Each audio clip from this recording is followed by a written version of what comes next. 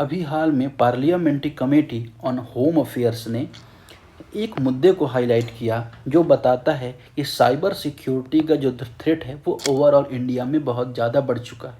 तो आवश्यकता है यहाँ पे साइबर सेफ्टी की, स्ट्रॉन्गर डिजिटल सिक्योरिटी की और ऐसे फ्रेमवर्क की जिससे देश में ओवरऑल साइबर सिक्योरिटी का जो स्ट्रक्चर है उसको मजबूत किया जा सके।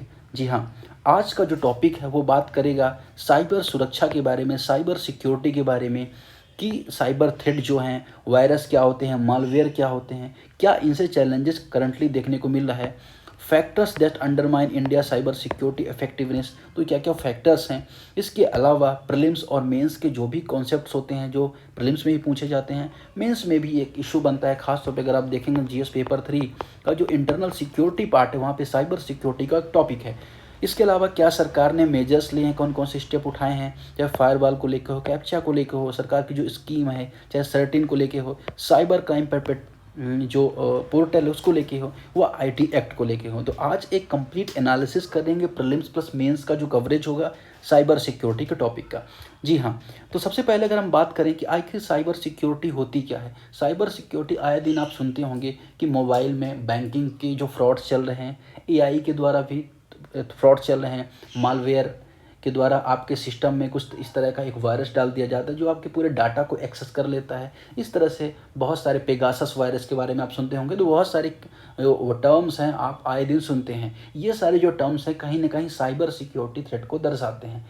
ऐसा बोला जाता है कि जो प्रेजेंट ईरा है 21st जो सेंचुरी है वो कहीं ना कहीं साइबर वॉरफेयर के लिए जानी जाती है। साइबर वॉरफेयर का मतलब क्या होता है कि अब जो इस ईरा में वॉर होगा वो हथियारों से नहीं होगा, बंदूक से नहीं होगा, गोली से नहीं होगा, वो साइबर वॉरफेयर होगा। साइबर एक देश के द्वारा जो साइबर ग्रुप्स होते हैं किसी दूसरे देश का जो क्रिटिकल सिस्टम है उसको हैक कर लेना, परमाणु या न्यूक्लियर जो प्रोग्राम्स हैं उनको हैक कर लेना। जैसा कि अभी रिसेंट में आपने एग्जांपल देखा था कि यूएस की जो पाइपलाइन है उसको हैक कर लिया गया था हैकर्स के द्वारा। आई थिंक रशियन जो बेस्ड कुछ हैकर्स थे उन्होंने हैक किया था और उसके बाद उन्होंने डिमांड की, पैसे की डिमांड की। ठीक है, तो इस तरह के जो थ्रेट्स हैं आए दिनों में 21st सेंचुरी में आपको देखने को मिल रहे हैं। अगर हम बात करें आज की साइबर थ्रेट फेसिंग इंडिया की, भारत के समक्ष कैसे कौन कौन से साइबर थ्रेट हैं जो भारत को फेस करने पड़े हैं, भारत की सरकार को फेस करने पड़ रहे हैं, उन टॉपिक पर आज हम बात करेंगे। ठीक है, तो पहला जो सबसे इंपॉर्टेंट साइबर थ्रेट भारत देखने को मिल रहा है वो है जो सबसे ज़्यादा फेमस है, जो पॉपुलर है, साइबर इनेबल फाइनेंशियल फ्रॉड। आप देखते होंगे कि बहुत सारी ऐसी यूपीआई के लिंक्स आती हैं। उन यूपीआई लिंक्स में ऐसा रहता है कि आप 1 करोड़ रुपये जीत सकते हैं, 2 करोड़ रुपये जीत सकते हैं, या कोई कॉल करके आपको ओटीपी की मांग करता है कि हम इस बैंक से बोल रहे हैं। तो इस तरह के जो फ्रॉड हैं सबसे ज़्यादा देखने को मिल रहे हैं और लगभग 1.91 मिलियन, मतलब अगर आप देखोगे तो लगभग 20 लाख के आसपास इस तरह से साइबर फ्रॉड हो चुके हैं। और इस साइबर फ्रॉड से अगर आप देखो तो लगभग 50,000 करोड़ रुपए का नुकसान हो चुका है आम लोगों का। तो ये एक डाटा कहता है। जहाँ से अगर हम बात करें यूपीआई के थ्रू ये फ्रॉड्स देखे जाते हैं। इसके अलावा और कौन से फ्रॉड्स ऐसे देखे जाते हैं, रैंसमवेयर की, अगर आपके सिस्टम में इस तरह से एक वायरस की एंट्री हो जाती है और उसके बाद वो आपके ही सिस्टम को एक्सेस करने के लिए एक डिमांड करता है कि अगर आपको आपका सिस्टम फिर से पाना है तो आपको ये अमाउंट पे करना होगा। इसके अलावा बैंकिंग फ्रॉड्स, वेरियस टाइप के बैंकिंग फ्रॉड्स भी देखे जाते हैं। तो सबसे जो पॉपुलर है एक साइबर इनेबल फाइनेंशियल फ्रॉड्स देखे जाते हैं। दूसरा साइबर थ्रेट क्या है इंडिया के लिए, रैंसमवेयर एंड मालवेयर अटैक्स। अभी आपने रिसेंटली सुना होगा 2022 में दिल्ली का जो एम्स है वहाँ पे हॉस्पिटल का जो गवर्नमेंट डाटा होता है उसको अटैक किया गया। उसको अटैक करने के बाद रैंसम की मांग की गई, अर्थात अगर आपको फिर से डाटा को एक्सेस करना है या डाटा को फिर से पुनः प्राप्त करना है या डाटा कहीं और बेचा ना जाए डार्क वेब में, तो आपको क्या करना पड़ेगा, आपको एक अमाउंट पे करना पड़ेगा। तो इस तरह का साइबर अटैक हुआ। इस तरह से कुडनकुलम में भी साइबर अटैक हुआ था, क्रिटिकल जो इंफ्रास्ट्रक्चर वल्नरेबिलिटी है। तो तीसरा अगर आप देखें क्रिटिकल इंफ्रास्ट्रक्चर वल्नरेबिलिटीज में ऐसे प्लेसेस में जैसे टेलीकम्युनिकेशन सिस्टम हो गया, न्यूक्लियर फैसिलिटी जैसे कुडनकुलम में जो अटैक हुआ था। तो इस तरह के अटैक आपसे रैंसमवेयर की बात करते हैं। अगर आपके मन में प्रश्न यह उठता हो कि ये डाटा का करते क्या है, क्या यूज होता है, तो आपने डार्क नेट या डार्क वेब के बारे में आपने सुना होगा। डार्क नेट के बारे में, डार्क वेब बेसिकली एक ऐसा एक साइट्स होती हैं जहाँ पर क्या किया जाता है, डाटा की खरीद फरोख्त होती है इलीगली, और वहाँ पे जो ट्रेड होता है बेसिकली क्रिप्टो के थ्रू होता है। सपोज करिए कि एक पर्सन जिसने आधार कार्ड के डाटा को एक्सेस कर लिया, अब उसके पास एक डाटा है, वो उसकी बिडिंग करता है ऑनलाइन। साइबर जो डार्क वेब होता है उसमें बहुत सारे बिडर्स आते हैं और उनमें से जिसको खरीदना होता है वो उसकी बिड करता है। तो बेसिकली अगर आप देखें तो एक तरह का पूरा इलीगल काम ऑर्गेनाइज तरीके से देखने को मिलता है आपको डार्क नेट में। इस इस तरह के बहुत सारा डाटा हैक किया जाता है। ऐसा माना जाता है कि बहुत सारी बड़ी बड़ी कंपनीज होती हैं जो डाटा ये खरीदती भी हैं और उस डाटा का यूज करती हैं अपने कस्टमर्स को बढ़ाने में भी। तो इस तरह के भी न्यूज़ देखने को मिलते हैं। तो ये एक तो ये बात हो जाती है कि रैंसमवेयर अगर हम बात करें तो इंडिया कौन कौन से साइबर थ्रेट फेस कर रहा है। एक तो आपने देखा यहाँ पे कि फाइनेंशियल फ्रॉड, दूसरा ransomware malware attack in hospitals like infrastructures, दूसरा क्रिटिकल इंफ्रास्ट्रक्चर में जो वल्नरेबिलिटीज़ देखने को मिलते हैं। मतलब क्या कि ऐसे इंफ्रास्ट्रक्चर जो भारत के लिए बहुत संवेदनशील हैं, जैसे न्यूक्लियर फैसिलिटी होगी। अब न्यूक्लियर फैसिलिटी में जो न्यूक्लियर के ऑपरेशन होते हैं एक साइबर रूम के द्वारा ऑपरेट किए जाते हैं। हर एक साइबर रूम को, अगर उस साइबर रूम को एक्सेस किसी भी ऐसे इलीगल ग्रुप्स को मिल जाता है तो वो क्या कर सकते हैं, उस ऑपरेशन को कैरी आउट कर सकते हैं या उस ऑपरेशन को कंट्रोल कर सकते हैं। तो यहाँ पर रैंसम की मांग होती है। तो इस तरह से क्रिटिकल इंफ्रास्ट्रक्चर वल्नरेबिलिटीज भारत को देखने को मिल रही है। दूसरा, data breach and privacy risk. अब जब भी आप किसी पोर्टल में आप अप्लाई करते हैं, सपोज करिए अगर आपको फ़्लाइट करनी है, फ़्लाइट में भी आप क्या करते हैं, जैसे एयर इंडिया की फ़्लाइट करनी है तो आपने वहाँ पे डाटा अपना सारा प्रोवाइड करा है, डेट ऑफ बर्थ और वेरियस आधार कार्ड नाम।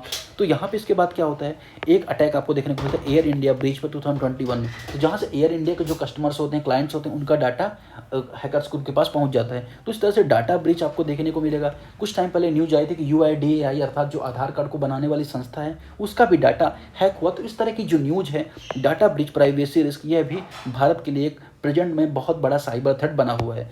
पांचवा पॉइंट है dark web and cyber terrorism. अब डार्क वेब एंड साइबर, मैंने डार्क वेब के बारे में आपको बताया कि डार्क वेब इतना ज़्यादा पॉपुलर हो चुका है कि उसको ट्रैक करना पॉसिबल नहीं है। क्रिप्टो के द्वारा जो लेन देन हो रही है वो भी अगर हम बात करें तो ब्लॉकचेन टेक्नोलॉजी पर बेस्ड है, जिसका सोर्स को पता लगाना बहुत ही डिफिकल्ट हो जाता है किसी भी जो अथॉरिटीज़ होती हैं उनके द्वारा।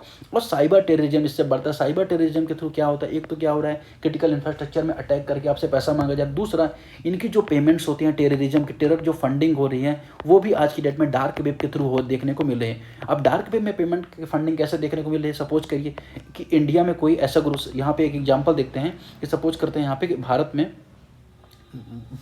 में सपोज करिए कि कोई ऐसा पर्सन है जो कहीं ना कहीं इलीगल काम करता है। अब उसको क्या करना है, एक यहाँ पे पाकिस्तान बेस्ड टेरर इंस्टीट्यूशन है, वो डार्क वेब से कनेक्ट करता है इस पर्सन से और इसको बोलता है कि हम आपको क्रिप्टो के थ्रू इतनी करेंसी भेज रहे हैं, सपोज करिए $10,000 भेज रहे हैं, और आप क्या करिए इस करेंसी का यूज यहाँ पे जो हमारे उनके जो स्लीपर सेल्स हैं या जो उनके कहते हैं ना एसेट्स हैं टेरर ग्रुप से, उनको आप पेमेंट करिए। अब आप देखिए, ना क्रॉस बॉर्डर करना पड़ा, ना कोई ऐसा रिस्क लेना पड़ा, और सीधे ये पैसा यहाँ पे आ जाता है, इसके बदले उसको कुछ कमीशन मिल जाता है। तो इस तरह का जो टेररिज्म है, जो टेरर फंडिंग है, वह भी यहाँ पे आपको साइबर थ्रेट के थ्रू देखने को मिलती है। इसके अलावा एक और इम्पॉर्टेंट थ्रेट देखने को मिल रहा है इस टाइम पे इंडिया के साइबर सिक्योरिटीज, वो है डीप फेक या miss information, AI generator fake content and fake news. आप देखते होंगे कि जैसे कि किसी पर्सन का फोटो है लेकिन जो कंटेंट है और जो स्टेटमेंट है किसी और की चल रही है। तो इस तरह से आज की डेट में फिल्मोरा, बहुत सारी ऐसी वेबसाइट आप देखते होंगे कि आप उसे कुछ भी स्क्रिप्ट दे देंगे तो वो उस हिसाब से वीडियो बना देता है।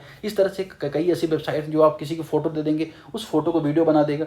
तो बहुत सारे AI ऐसे टूल आ चुके हैं जो कहीं ना कहीं डीप फेक के थ्रू क्या करते हैं, अब ऐसे वीडियो बनाने के बाद किसी पर्सन को भेजा जाता है और उस पर्सन से क्या किया जाता है, फिरौती मांगी जाती है। तो इस तरह के जो थ्रेड देखने को मिलते हैं। इसके अलावा इसका यूज मिसयूज इलेक्शन को मैनिपुलेट करने में किया जाता है, क्योंकि आपको पता है कि आम लोगों को इसके संबंध में जानकारी नहीं होती। सपोज कर लेट से कोई एक लीडर है ए, उसके बारे में हेट फैलानी है तो उसका AI का यूज़ करके उसके वीडियो को हम उसके एरिया में जहाँ पे इलेक्शन हो रहा है वहाँ पे वायरल कर दिए, और वायरल करने के बाद क्या देखने को मिलेगा कि उसको लेके हेट एक पब्लिक परसेप्शन वहाँ पे बन जाएगा।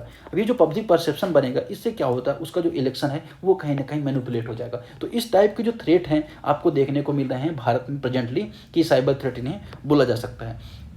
अब अगर आप बात करेंगे यहाँ पे factors undermine India cyber security effectiveness, कि कौन कौन से फैक्टर हैं जो भारत की इंडिया की जो साइबर सिक्योरिटी है उसको इफेक्टिव बना सकते हैं। लेकिन अभी क्या है, उनकी जो पोजीशन बहुत दबी हुई है, बेसिकली उतना काम नहीं कर पा रहे हैं जिस तरह से काम करने की आवश्यकता है। उसमें पहली वजह यह है इनएडुकेट लीगल फ्रेमवर्क। भारत में जो कानून है, अभी IT एक्ट 2000 है, तो IT एक्ट 2000 ये सन 2000 में बना था। उस टाइम के जो साइबर थ्रेट हुआ करते थे, जो प्रेजेंट में साइबर थ्रेट है, उनमें बहुत ज़्यादा डिफरेंस आ चुका है। उस टाइम पे कॉल करके फ्रॉड करना हो सकता है सबसे बड़ा साइबर थ्रेट हो, लेकिन जिस तरह से डीप फेक है, AI बेस्ड टेक्नोलॉजी आ चुकी है, डार्क वेब आ चुका है, तो इस टाइम पे क्या है, डिमांड एक ऐसे कानून की है जो इन सारी टेक्नोलॉजी के द्वारा जो साइबर थ्रेट निकल के सामने आ रहे हैं उनको टैकल कर पाए। तो इस तरह का इनएडुकेट लीगल फ्रेमवर्क की आवश्यकता भारत में दिखाई देती है जो अभी प्रेजेंट में नहीं देखने को मिल रहा। दूसरा, rapid digitalisation and low cyber awareness. आपको पता है कि भारत में लगभग 70% जो पीपल्स हैं, जनसंख्या है, फ़ोन यूजर है। अगर हम बात करें लोग 80 करोड़ के आसपास लोग फ़ोन यूज़ कर रहे हैं, उसमें भी अगर आप देखो तो लगभग आप देखो 30 करोड़ के आसपास कम से कम यूपीआई यूज़ करते हैं लोग। अब इतनी सारी जनसंख्या है जिसमें लोग यूपीआई यूज़ कर रहे हैं और उनको मैनिपुलेट करना उनको बहुत ज़्यादा आसान होता है, उनके लिंक्स को क्लिक करवाना या उनका डाटा लेना। अब इस तरह का फाइनेंशियल फ्रॉड करना बहुत ज़्यादा आसान हो जाता है। लो इंटरनेट हो गया, लो इंटरनेट की वजह से जो लोगों का इंटरनेट तक कनेक्टिविटी है वो बहुत ज़्यादा पहुँच गई और इस कनेक्टिविटी की वजह से अगर आप देखेंगे ये कनेक्टिविटी कहीं ना कहीं लोगों को चैलेंज कर रही है। खासतौर पे जो साइबर अवेयरनेस लोगों के पास नहीं है। मोबाइल तो उनके पास है, डिजिटल टेक्नोलॉजी उनके पास है, लेकिन अवेयरनेस नहीं है जो कहीं ना कहीं आपको देखने को मिलता है। आपके परिवार में भी इस तरह कोई ना कोई वो जो डेली लिंक भेजते होंगे कि इस लिंक को क्लिक करो और आपको आईफोन मिल जाएगा। तो इस तरह का जो घर में हर एक जगह आपको देखने को ये सिचुएशन मिल रही है। आगे कौन से इंपॉर्टेंट पॉइंट्स हैं जो आपको जाने हैं? Weak protection and critical infrastructure. अब अगर हम बात करें जो भी हमारे यहाँ न्यूक्लियर साइट हैं, टेलीकम्युनिकेशन साइट्स हैं, उनका जो इंफ्रास्ट्रक्चर है उनका इंफ्रास्ट्रक्चर तो अगर फिजिकल इंफ्रास्ट्रक्चर तो सही है लेकिन साइबर इंफ्रास्ट्रक्चर उतना बेहतर नहीं है। हमारे पास उतने इफेक्टिव जो कहते हैं ना कि साइबर सिक्योरिटी प्रोटेक्शन सिस्टम नहीं है जिससे क्या कर पाएँ वो उतना बेहतर तरीके से कर पाएँ। क्योंकि अगर चाइना में देखें, रसिया में देखें तो टेक्नोलॉजी का जो लेवल है वहाँ पे इंडिया के कंपेयर में ज़्यादा बेहतर है। और ये जो टेक्नोलॉजी का लेवल बेहतर है वहाँ पे, उस वजह से अगर आप देखेंगे जो वहाँ से थ्रेट्स भी आपको ज़्यादा देखने को मिलेंगे। China and Russia, Turkey based इस टाइप के जो थ्रेट है आपको ज़्यादा देखने को मिलते हैं। आगे पॉइंट है fragmented coordination among the agencies. अब जो एजेंसीज है, सर्टेन की बात करें या वेरियस रॉ है, आईबी है, ऐसी जो एजेंसीज हैं जो भारत की जो सिक्योरिटी ओवरऑल उसको लेके अकाउंटेबल हैं, लेकिन उनके बीच मिस कोऑर्डिनेशन देखने को मिलता है। प्रॉपर कोऑर्डिनेशन नहीं हो पाता, इस वजह से कोई थ्रेट होता है उसको आपस में डाटा शेयर नहीं कर पाते और डाटा शेयर ना करने की वजह से क्या होता है ये थ्रेट और ज़्यादा बढ़ता जाता है। और लास्ट ऑप्शन यहाँ पे shortage of skilled cyber security professional. तो ऐसे साइबर सिक्योरिटी जो प्रोफेशनल जिनकी आवश्यकता भारत की एजेंसियों को होती है वो भारत के पास नहीं होती, क्योंकि जाहिर सी बात है कि इतनी कम स्किल सीखने के बाद उन्हें विदेश में ज़्यादा पैसा मिल जाता है, दूसरी जो प्राइवेट इंस्टीट्यूशन वहाँ पे ज़्यादा पैसा मिल जाता है, तो सरकारी नौकरी करने के लिए उतना ज़्यादा इच्छुक नहीं होते। ये एक चैलेंज भारत के सामने देखने को मिल रहा है। तो ये जो फैक्टर्स हैं कहीं ना कहीं भारत की सिक्योरिटी जो साइबर सिक्योरिटी है उसको वीक कर रहे हैं, कमज़ोर कर रहे हैं। अब हम आगे देखेंगे, आगे हम देख लें कुछ और प्रीलिम्स रिलेटेड टर्म्स देख लेते हैं। जैसे कि हम बात करें अब वायरस की, जैसे मैंने वायरस के बारे में बात की थी, कुछ ऐसे वायरस आपके डिवाइस में भेज देंगे तो आखिर ये होता क्या है, कुछ इस फैक्ट के बारे में जान लेते हैं प्रीलिम्स ओरिएंटेड। जैसे कंप्यूटर के वायरस को जानेंगे, अभी वायरस जानेंगे, उसके रिसेंट जो डेवलपमेंट है उसको जानेंगे, उसके बाद हम आ जाएंगे इस साइबर सिक्योरिटी मेजर्स को लेकर आ जाएंगे, मेन्स के एंगल पे आ जाएंगे। अब थोड़ा सा यहाँ पे प्रीलिम्स के एंगल को देख लेते हैं। जैसे सॉफ्टवेयर कि जैसे वायरस का एक सॉफ्टवेयर प्रोग्राम की तरह होता है जो हमारे कंप्यूटर को हम कर सकता है। अगर हम दो टर्म देखने को मिलते हैं, एक तो पहला है मालवेयर, दूसरा होता है वायरस। तो वायरस क्या एक तरह का ओवरऑल टर्म है, ठीक है। मालवेयर अगर हम बात करें तो एक बड़ा टर्म है, उसके अंदर वायरस एक छोटा टर्म माना जाता है, ठीक है। तो ये चीज़ आपको देखने को मिलती है। दूसरा अगर हम बात करें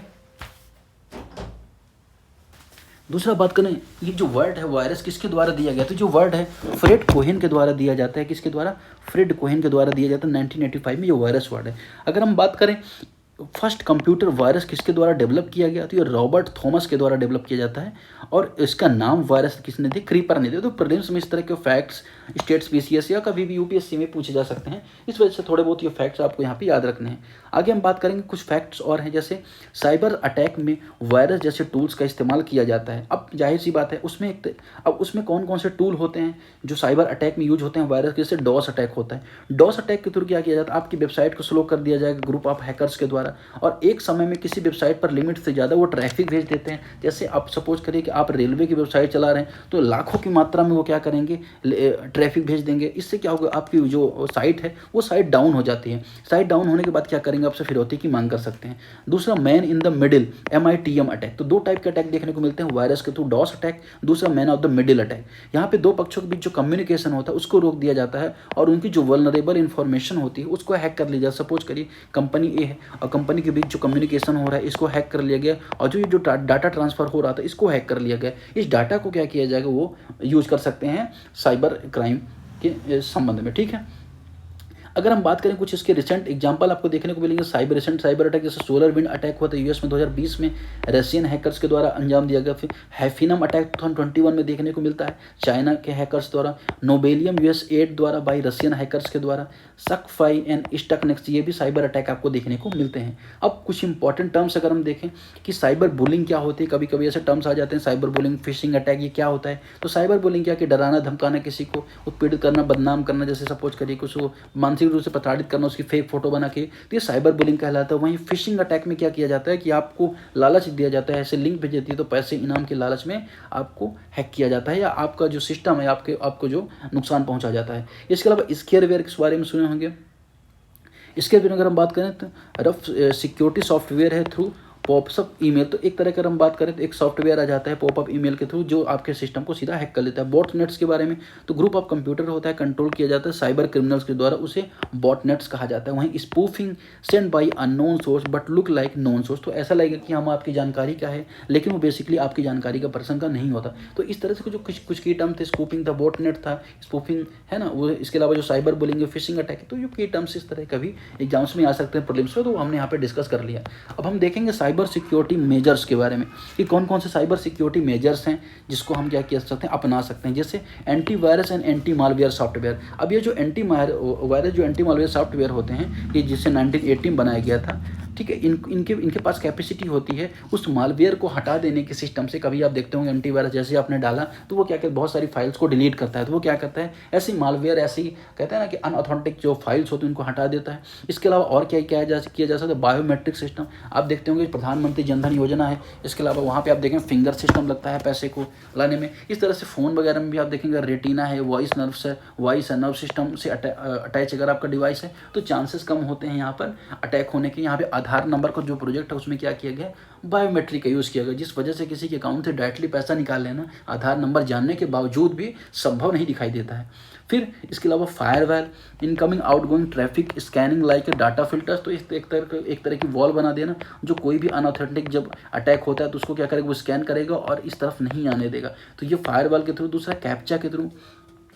लास्ट है डिजिटल सिग्नेचर, तो डिजिटल सिग्नेचर के द्वारा कनेक्ट करना जो क्रिप्टोग्राफी की के माध्यम से होती है। और इस तरह से अगर आप देखेंगे ये जो टूल्स होते हैं इनके माध्यम से अगर आप क्या कर सकते हैं, एक साइबर सिक्योरिटी मेजर्स पर पर्सनल लेवल पर लिया जा सकता है और इसको प्रोफेशनली इसको भी लिया जा सकता है। अब सरकार ने क्या क्या स्टेप्स उठाए उनके बारे में हम थोड़ा सा देखेंगे। सरकार ने एक संस्था बनाई है सर्टिन जो संस्था बनाई है जिससे गवर्नमेंट ने मैंडेट दिया और ये मेटी के ministry of electronic and technology जो है उसके अंतर्गत ये काम करती है। ये काम क्या करती है कि ट्रेनिंग कैपेसिटी बिल्डिंग करना, अलर्ट सिस्टम जनरेट करना कि भारत में कोई भी साइबर अटैक होने वाला है इसके संबंध जो अलर्ट सर्टिन जारी करती है। 2004 में इसको इस्टेब्लिश किया गया था और गवर्नमेंट मैंडेट है ये, ठीक है। ये चीज़ आपको यहाँ पे याद रखना है। साथ ही training and capacity building provide करती है लोगों को या अगर एम्प्लॉयज़ को, जिससे क्या कर सकें वो इस तरह के जो थ्रेट्स हैं उनको न्यूट्रलाइज कर सकें। साथ ही साइबर क्राइम पोर्टल के बारे में बात होती है। 2019 में नागरिकों को या सिविलियंस को कैपेबल बनाने के लिए साइबर क्राइम पोर्टल को शुरू किया गया था। इसके अलावा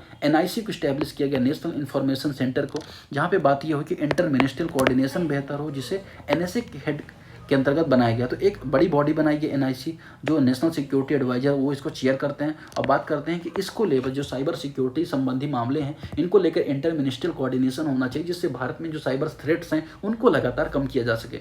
इसके अलावा NCSC को इस्टेब्लिश किया जाता है जो एडवाइस करते हैं PMO के, प्रधानमंत्री ऑफिस को, साइबर सिक्योरिटी के मामले में। तो इस तरह के जो गवर्नमेंट मेजर्स यहाँ पे लिए गए हैं अथॉरिटीज़ को लेके या कोई कानून को लेके। अब एक और इम्पॉर्टेंट मेजर यहाँ पे सरकार ने लिया है, हालांकि कुछ और मेजर जैसे I4C सरकार ने स्टैब्लिश किया है, Indian cyber crime coordination centre. साथ ही साइबर स्वच्छता केंद्र की स्टैब्लिश किया है रिसेंटली।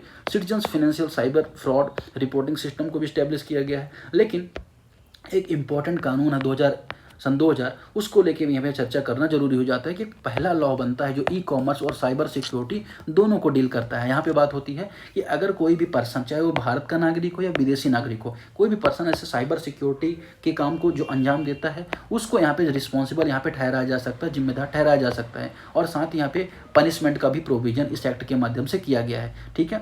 साथ ही इस एक्ट के बाद अगर आप देखेंगे इंडियन पेनल कोड है, बैंकर्स बुक एविडेंस एक्ट है 1991, RBI एक्ट में भी अमेंडमेंट किए गए, जिससे आईटी जो कहते हैं ना कि लॉ है उसको स्ट्रॉन्ग किया जा सके और साइबर थ्रेट को कम किया जा सके। रिकॉग्निशन ऑफ डिजिटल साइन, तो इस एक्ट के माध्यम से डिजिटल साइन को भी रिकॉग्निशन देने की यहाँ पे बात की गई। तो ये आईटी एक्ट सन 2000 में आया था। प्रीलिम्स में भी एक बार पूछा गया था एमपीपीएससी में कि आईटी एक्ट कब आया था, 1995, 2000, 2001, 2002, तो वहाँ पे 2000 इसका सही आंसर होगा। तो इस तरह से अगर आप देखेंगे सरकार का जो कानून प्रेजेंटली है यहाँ पे, अगर हम बात करें यहाँ पर कि स्ट्रैटेजिक प्रोग्राम सरकार ने कुछ और चाहिए, Bharat national cyber security exercise 2024, इसके अलावा चक्षु जैसे जो पोर्टल है वह भी सरकार ने शुरुआत की है। अब यहाँ पे बात आती है कि नीड क्या है, नीड ऑफ ए और का है, क्या और किया जा सकता है। तो सबसे पहले अगर हम देखेंगे कि एक स्ट्रॉन्ग लॉ बनाने की आवश्यकता है। स्ट्रॉन्ग लॉ अगर जब तक नहीं बनाया जाएगा 2025 के जो चैलेंज है तो उनको टैकल करते हुए, तो इस तरह के जो थ्रेट्स हैं उनको हम काम नहीं कर सकते। साथ ही स्किल देने की आवश्यकता है लोगों, ऐसे लोग जिनका रुचि है इस दिशा में। एथिकल हैकिंग उनको सिखाए जाने की आवश्यकता है। एथिकल हैकिंग के द्वारा वो क्या कर सकते हैं, हैकिंग को काउंटर भी कर सकते हैं। तो एथिकल हैकिंग के बारे में, स्किल डेवलपमेंट के बारे में, साथ ही अवेयरनेस कैंपेन चलाने की आवश्यकता है लोगों को। अवेयरनेस कैंपेन जैसे अगर हम देखें कि अवेयरनेस कैंपेन किस तरह से कि लोगों को जानकारी हो कि इस तरह के कोई भी मैसेज आपके मोबाइल में आता है तो वो कहीं ना कहीं एक साइबर फ्रॉड हो सकता है। साथ ही एआई का यूज किए जाने की आवश्यकता है, रोबोटिक्स का यूज किए जाने की आवश्यकता है। अभी आपने सुना होगा कि एयरटेल का सिम इस तरह का सिम आया जो स्पैम कॉल, स्पैम मैसेज को क्या कर देगा, न्यूट्रलाइज कर दे, मतलब न्यूट्रलाइज कर देगा, जिससे आपके मोबाइल में इस तरह के स्पैम मैसेज नहीं आएंगे। साथ ही अगर हम बात करें जीमेल जैसी टेक्नोलॉजी, गूगल जैसी कंपनियों से भी बात करके इस लेवल की आवश्यकता है कि मेल में इस तरह की जो मालवेयर है या इस तरह के अटैक्स हैं वो ना हो पाए। तो इस तरह की जो स्टेप्स है वो उठाए जाने की आवश्यकता है। लोगों को पीपल टू पीपल जो अवेयरनेस है उसको चलाए जाने की आवश्यकता है। जैसे आपके द्वारा आपके घर में अवेयरनेस फैलाई जानी चाहिए। इस तरह के जो स्टेप्स हैं उनको उठा के आप साइबर सिक्योरिटी को टैकल कर सकते हैं। तो ये जो एक मेंस का जो क्वेश्चन होता है कि साइबर सिक्योरिटी के जो प्रेजेंट थ्रेट है उनको बताते हुए स्टेप्स उठाइए, इस तरह के प्रश्न भी आप टैकल कर सकते हैं। साथ ही प्रेजेंट में इंडिया में साइबर सिक्योरिटी की क्या सिचुएशन है उसको भी आप यहाँ से टैकल कर सकते हैं। तीसरा कि प्रेजेंट में जो वॉरफेयर का युग है वो बदल चुका है, अब साइबर वॉरफेयर का टाइम आ चुका है। तो अब क्या क्या स्टेप्स उठाने की आवश्यकता है, इस तरह के भी मेंस क्वेश्चन बन सकते हैं। तो आप आसानी से इसको टैकल कर सकते हैं। यूपीएससी, बीपीएससी, हरियाणा पीएससी, कोई किसी भी स्टेट पीसीएससी का भी अगर आप एग्जाम दे रहे हैं तो वहाँ पे आपको ये हेल्पफुल जरूर होगा। तो आज के डिस्कशन फिलहाल इतना ही, मिलते हैं, धन्यवाद।